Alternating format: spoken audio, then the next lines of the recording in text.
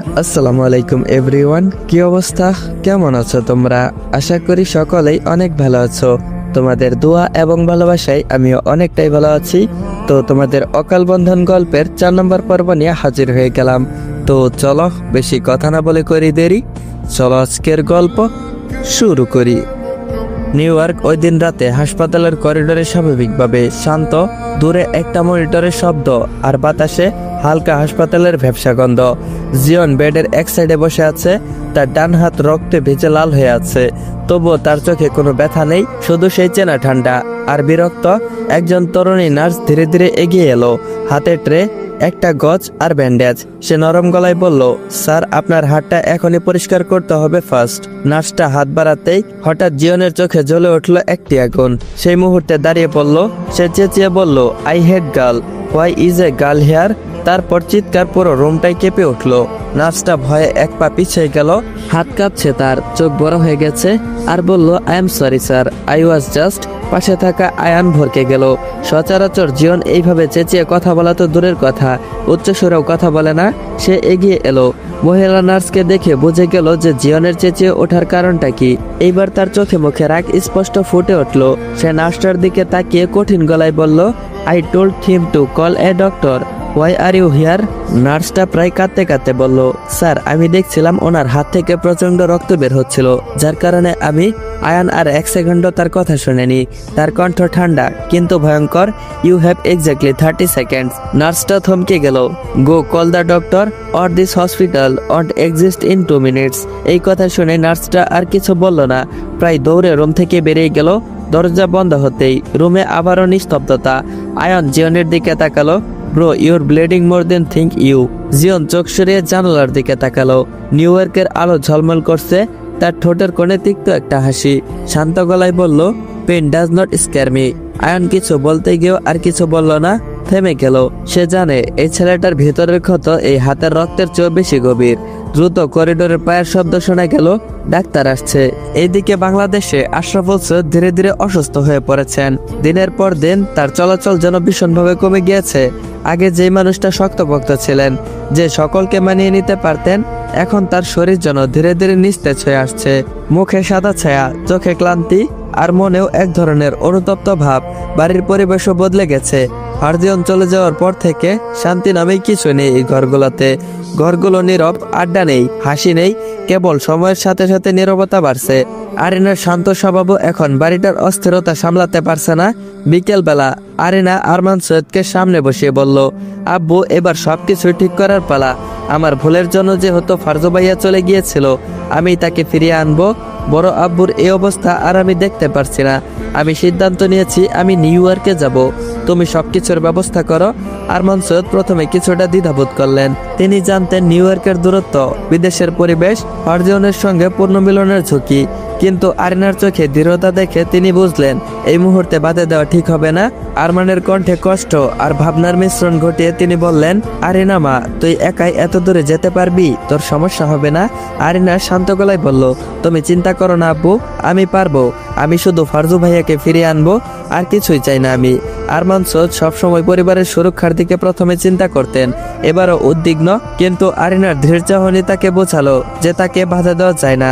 সে মাথা নিচু করে বলল, ঠিক আছে মা, আমি সবকিছুর বন্দোবস্ত করব। ভিসা, ফ্লাইট, তোর জন্য সবকিছুর ব্যবস্থা করব। 7 দিন পরের ফ্লাইট আমি বুকিং করছি, তুই চিন্তা করিস না। তোর ছোট মামা মাহির শিকদার তো ওইখানেই পরিবার নিয়ে থাকে, ওরা তোকে পিক করে নিবে, আমি জানিয়ে রাখবো। তাছাড়া তোর জন্য অ্যাপার্টমেন্ট বুকিং করে রাখতে বলবো। পরের দিন সকালের রোডটা আজ একটু নরম। ভার্সিটির ক্যাম্পাসে ঢুকতেই আরিনার হালকা শালটা ঠিক করে নিল। চারপাশের পরিচিত মুখ, পরিচিত হাঁকডাক, কিন্তু তার ভিতরে যেন আজ অন্যরকম একটা ব্যস্ততা। মেডিকেলের বিল্ডিং এর সামনে এসে আহাত আগেই দাঁড়িয়েছিল, হাতে কফির কাপ, চোখে সেই চেরোচেনা দুষ্টমি। তিথি আর নীলে এসে একটু পরে যোগ দিল। আহাত হাসতে হাসতে বলল, আজ তোকে অনেক সিরিয়াস দেখাচ্ছে আরিনা, কি ব্যাপার তোর? আরিনা হালকা হাসলো আর বলল, কিছু না, একটু চিন্তায় আছি। তিথি ব্রুকুচকে তাকালো আর বলল, তোর ক্ষেত্রে একটু মানে অনেক কিছু, বল কি হয়েছে? তারপর 4 জন ভার্সিটির গাছতলার বেঞ্চে বসে পড়ল। চারপাশে স্টুডেন্টদের কোলাহল, কিন্তু তাদের ছোট্ট বৃত্তর ভেতরটা যেন আলাদা একটা জগৎ। নীলি হঠাৎ করে বলে উঠলো, এই আজ তো আমাদের প্রথম ক্লাস হবে না, ফুল টাইম আড্ডা দিব। ওকে, এখন আরিনা বল, তোর মুখটা এমন লাগছে কেন? আরিনা কিছুক্ষণ চুপ থাকলো, তারপর ধীর গলায় গলাটা পরিষ্কার করে বলল, আমি নিউ ইয়র্ক যাচ্ছি। 1 সেকেন্ড নীরবতা, তারপর সবাই একসাথে চেঁচিয়ে বলে উঠলো, হোয়াট, সিরিয়াসলি? কিন্তু কবে? আহাত প্রায় লাফিয়ে উঠলো আর বলল, এটা কবে ঠিক করলি আর আমাদের এখন জানাচ্ছিস? আরিনা শান্ত গলায় বলল, আগামী সপ্তাহে আমার ফ্লাইট। এখন কতদিন থাকবো ওইখানে সেটা আমি জানি না। তিথির চোখ বড় বড় হয়ে গেল আর বলল, আগামী সপ্তাহে? আর তুই এতটা কোল? নীলি হঠাৎ আরিনার হাত ধরে ফেললো আর বলল, তুই জানিস না আমরা কতটা এক্সাইটেড? আহাত নাটকীয় ভঙ্গিতে বলল, আমাদের গ্রুপ থেকে এই প্রথম কেউ নিউ ইয়র্ক যাচ্ছে। ম্যাডাম, আপনি ইতিহাস তৈরি করতেছেন।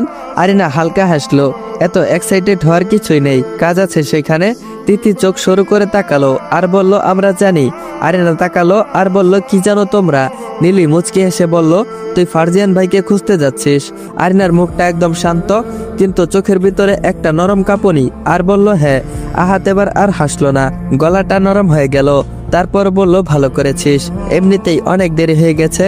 কিছুক্ষণ সবাই চুপ রইল, বাতাসে পাতার শব্দ। তারপর হঠাৎ তিথি চেয়ার ছেড়ে উঠে একটু কাছে এগিয়ে এসে বলল, শোন আরিনা। আরিনা তাকালো আর বলল, বল। তিথি আর নীলির চোখ দুটো যেন চকচক করে উঠলো। আমরা জানি এটা অদ্ভুত শোনাবে। নীলির সাথে সাথে যোগ করলো, তুই যদি সময় পাস তাহলে। আহাত মাঝখানে ঢুকে পড়লো, মানে যদি একদম অলৌকিকভাবে যদি ঘটে যায়। আরিনা হালকা হাসলো আর বলল, কি বলতে চাচ্ছ তোমরা? তিথি একটু লজ্জা পেয়ে বলল, জিয়ন তো নিউ ইয়র্কেই থাকে। তিথি দ্রুত ব্যাগ থেকে কয়েকটা রঙিন কাগজের খাম বের করলো। এটা আমাদের ফ্যান লেটার, অনেক আগে লিখে রেখেছিলাম, ভেবেছিলাম কোনোদিন দেওয়া হবে না। আরিনা একদম অবাক আর বলল, কি? আহাত এবার হাসলো আর বলল, আর আমার জন্য একটা অটোগ্রাফ। আরিনা মাথা নাড়লো আর বলল, না না, এসব আমি পারবো না, আমি তো তাকে চিনিও না। নীলি মিনতির সুরে বলল, প্লিজ আরিনা, আমরা তো কোনোদিন নিউ ইয়র্কে যেতেই পারবো না। তিথি চোখ বড় বড় করে বলল, তুই একবার চেষ্টা করলেই হবে। আরিনা একটু অস্বাভাবিকে পড়ে গেল, আমি তো ফারজিয়ান ভাইকে খুঁজতে যাচ্ছি, তাহলে এসব? আহাত গম্ভীর গলায় বলল, আমরা জানি, আর আমরা তো তোকে চাপ দিচ্ছি না। তারপর হালকা হেসে চুপ করলো, কিন্তু তুই যদি সময় পাস, যদি কপালে থাকে। কিছুক্ষণ চুপ করে থাকলো আরিনা, বন্ধুদের চোখে স্বপ্ন, উত্তেজনা, বিশ্বাস। শেষমেশ সে ধীরে বলল, আমি প্রমিস করছি না। তিনজনের মুখ একসাথে ঝুলে গেল। তারপর আরিনা যোগ করলো, কিন্তু আমি যদি সময় পাই, আমি ট্রাই করব। পরের মুহূর্তে তিনজন একসাথে চেঁচিয়ে বলে উঠলো, ইয়েস। আহাত খুশিতে বলে উঠলো, এইটা নিউ ইয়র্ক ডিল। আরিনা হেসে বলল, এত খুশি হওয়ার কিছুই নেই, কিন্তু তার নিজের বুকের ভিতরে যেন একটা হালকা উত্তেজনা জমে উঠলো। নিউ ইয়র্ক, ফারজিয়ন, আর সেই অজানা একটা নাম জিয়ন। হয়তো এই যাত্রা শুধু কাউকে খুঁজে পাওয়ার নয়, হয়তো এই যাত্রা একটা অজানা দরজা খুলে দিবে। আরিনা আকাশের দিকে তাকালো, মনটা অদ্ভুতভাবে বাড়ি, আবার দৃঢ়। নিজের ভিতরে সে বলে উঠল, আমি আসছি ফারজো ভাইয়া, এবার আর পালানোর সময় নয়, এবার দেখা করার সময়। শহরের আলো একটু যেন আজকে বেশি তীক্ষ্ণ, রাতের দুই পাশে লাল নীল লাইটের আলো। এই শহর যেন ঘুমায় না, আর জীবনের মতো মানুষদের জন্য তো এই রাতটা সবচেয়ে বড় জীবন্ত। আন্ডারগ্রাউন্ড কার রেসিং ট্র্যাক, পুরনো ব্রিজের নিচে পরিত্যক্ত ইন্ডাস্ট্রিয়াল এরিয়া, চারপাশে কালো গাড়ির লাইন, ইঞ্জিনের শব্দে যেন বাতাস কাঁপছে। মানুষের গলা, বাজি ধরা টাকা, উত্তেজনা, সবকিছু মিলে ভয়ঙ্কর একটা পরিবেশ। আজকের রেসটা কোনো নর্মাল না, ডেঞ্জারাস। একপাশে ম্যাটফিল গাড়িটা দাঁড়িয়ে আছে, ড্রাইভিং সিটে বসে আছে জিয়ন, চোখে সেই চিরচেনা ঠান্ডা দৃষ্টি, মুখে কোনো এক্সপ্রেশন নেই, হাতটা স্টিয়ারিং এর উপর শক্ত করে রাখা। জেডি গাড়ির জানালায় ঝুঁকে বলল, ব্রো, এই পথটা কিন্তু খুব ঝুঁকিপূর্ণ, একটা ভুলভাগ নিলে কিন্তু মৃত্যু নিশ্চিত, তাই সাবধানে থেকো। জিয়ন চোখ না সরিয়ে বলল, ডোন্ট ওয়ারি। আয়ান একটু চিন্তিত গলায় বলল, finish first, no show off. Zion হালকা মাথা নাড়ালো, এইটুকুই যেন তার সম্মতি। ফ্ল্যাগ নামানো হলো, গাড়িগুলো স্টার্ট দেওয়া হলো, আর গাড়িগুলো যেন ছুটছে না, এমনভাবে ছুটছে যেন মনে হচ্ছে উড়ছে।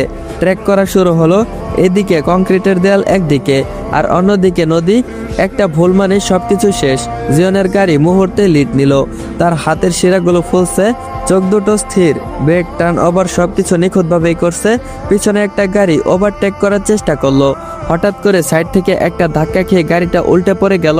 পাশে চারদিকে চিৎকার, ওয়াচ আউট। জিওন এক সেকেন্ডের জন্য ঘাবড়ালো না, স্টিয়ারিংটা ঘুরিয়ে গাড়িটা সাইড করে নিল। চাকার ঘর্ষণে আগুনের মতো ফুলকির তৈরি হলো। শেষ টার্ন, শেষ স্ট্রেট। জিওন পুরো স্পিড চাপলো। ফিনিশিং লাইন, এক মুহূর্তের নীরবতা, তারপর বিস্ফোরণের মতো চিৎকার, জিওন, জিওন জিতেছে। গাড়ি থামিয়ে এসে ধীরে নামলো। কেউ টাকা ছুড়ছে, আবার কেউ হাততালি দিচ্ছে, কিন্তু তার চোখে যেন কোনো উচ্ছ্বাস নেই। জেডি এগিয়ে এসে তার কাঁধে হাত রাখলো আর বলল, ক্লিন উইন। জিওন শুধু বলল, let's go. New York city, রাতের আকাশ আধারে মোড়ানো, কিন্তু শহরের আলো আর শব্দ যেন কখনোই নিস্তব্ধতা হয় না। রাস্তার গাড়ির হর্ন, মানুষের চিৎকার, আর দূরের বিল্ডিং এর লাল নীল সবুজ আলো। এই শহরের রাত যেন যে কোনো মুহূর্তে ঝুঁকি ও উত্তেজনার পাওয়া যায়। জিওন, জেডি আর আয়ান একটি নাইট ক্লাবের দরজা খুলে ভিতরে প্রবেশ করলো। ভেতরে ঢুকতেই উচ্চ ভোল্টের মিউজিক তাদের কানে ভেসে আসলো।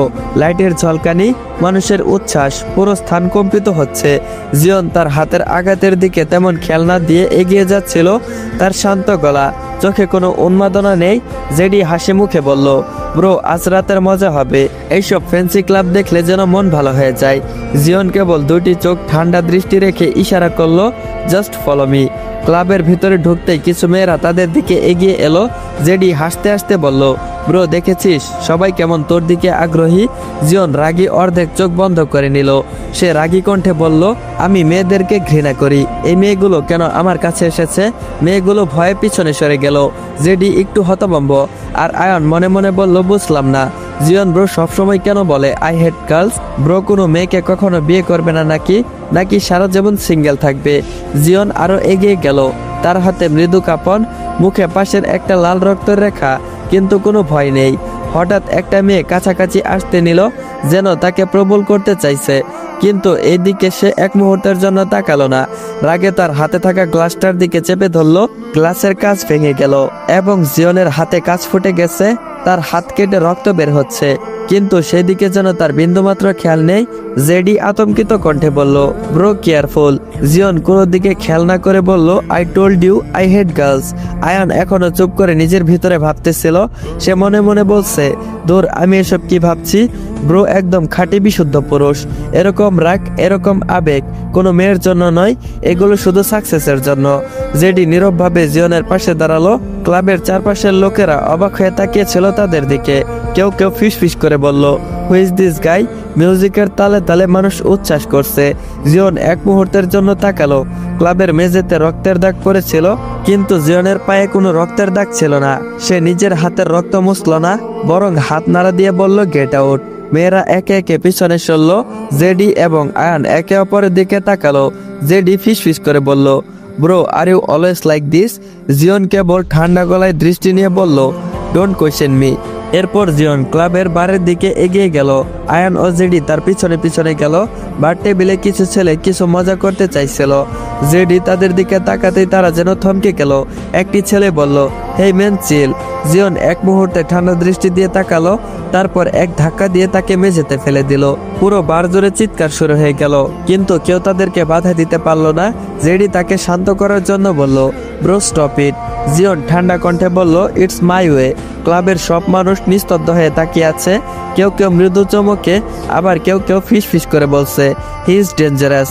জেডি এবং আয়ন বুঝতে পারলো জিওনকে কোনোভাবে রেগে যেতে দেওয়া যাবে না। তার রাগ, তার শক্তি, তার প্রতিটা আঘাতে কিছু একটা অদৃশ্য লুকিয়ে আছে। জিওন শেষে বার থেকে বেরিয়ে গেল। রিংয়ের মতো একটা খোলা জায়গায় এসে দাঁড়ালো। তার হাতের আঘাত থেকে এখনো রক্ত ঝরছে। আয়ান বলল, let's go bro, enough, it's enough. Jeon মাথা নাড়িয়ে বলল, আই এম ফাইন। একটা লাইটের ঝলকানি তার চোখে প্রতিফলিত হলো। সে দাঁড়িয়ে রইল, কোনো আবেগ ছাড়া, কেবল নির্লিপ্ত চাহনি নিয়ে।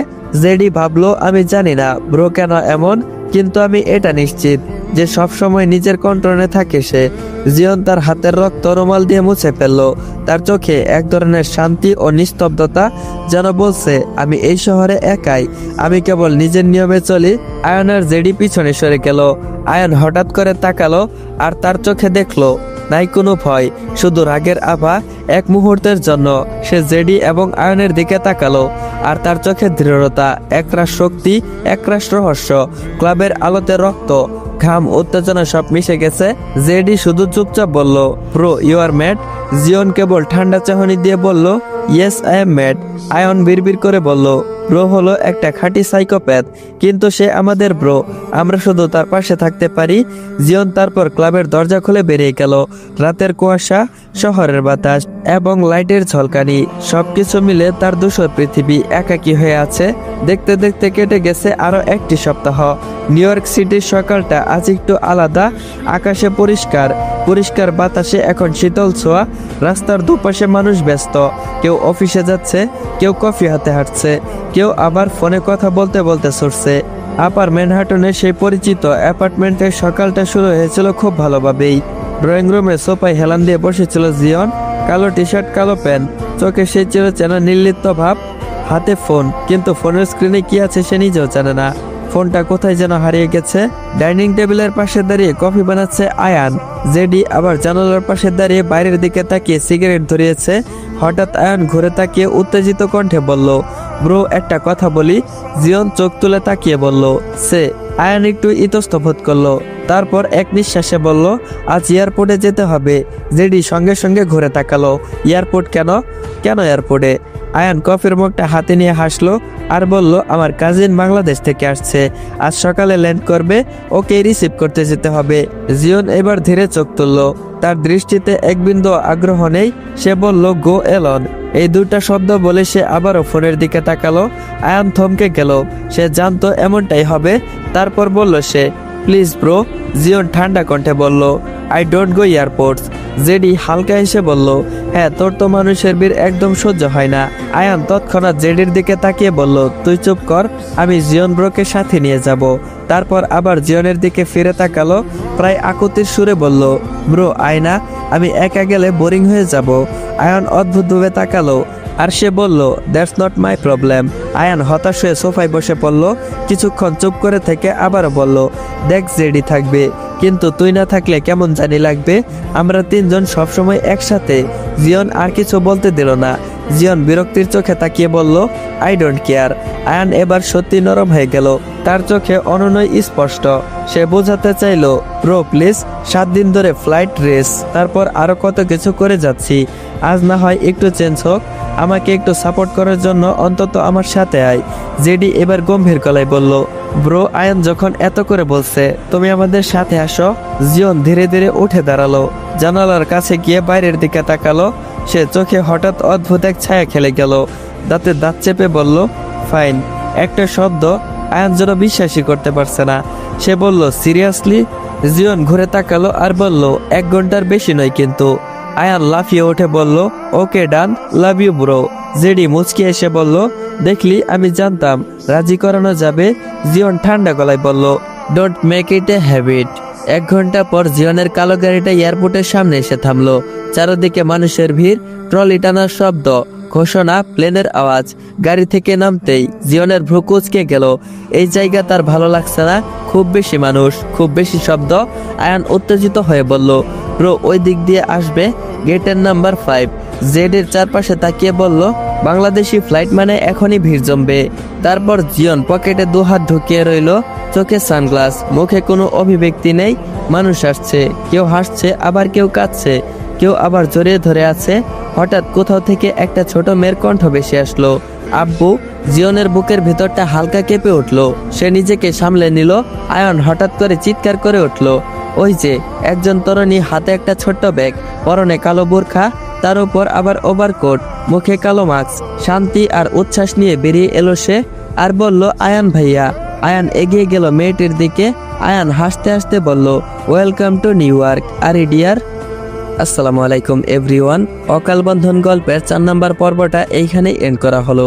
তো পুরো গল্পটা যারা যারা দেখতেছো, তো তারা অবশ্যই কমেন্ট বক্সে জানিয়ে যাবা যে পুরো গল্পটা তোমাদের কাছে কেমন লাগতেছে। আর হ্যাঁ গাইস, এই গল্পের এন্ডিংটা তোমরা কিভাবে চাও, হ্যাপি এন্ডিং চাও নাকি স্যাড এন্ডিং? অবশ্যই কমেন্ট করে তোমরা তোমাদের মতামত জানিয়ে যাবা। তোমরা যেটা বলবা সেটাই হবে। তোমরা যদি হ্যাপি এন্ডিং চাও তাহলে আমি হ্যাপি এন্ডিং দিব, আর যদি বলো যে স্যাড এন্ডিং চাও তাহলে আমি অবশ্যই তোমাদের কথা মতো স্যাড এন্ডিং করব।